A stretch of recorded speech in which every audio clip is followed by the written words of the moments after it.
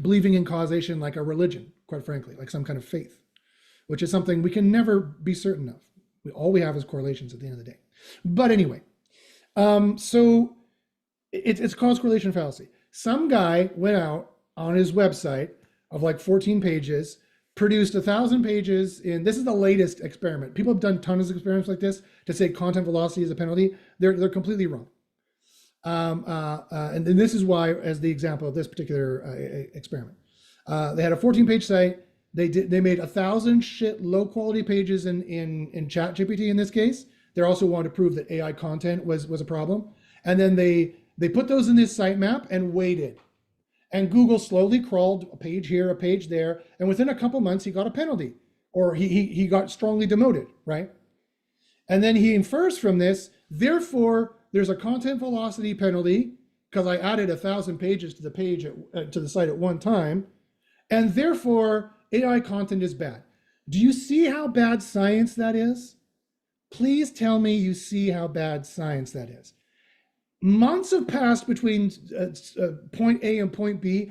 Any fucking thing could have happened in between there. He did not isolate his variables. He didn't do this in a lab, so to speak. This is not science.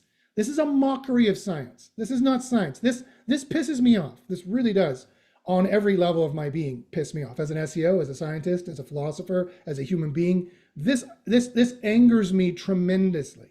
For that reason alone, it's invalid. Ignore that study. But not only that, but he didn't add 1,000 pages at once, and Google did not crawl 1,000 pages at once. That's not how Google works, right? You need to have the pages fetched. He didn't even fetch it.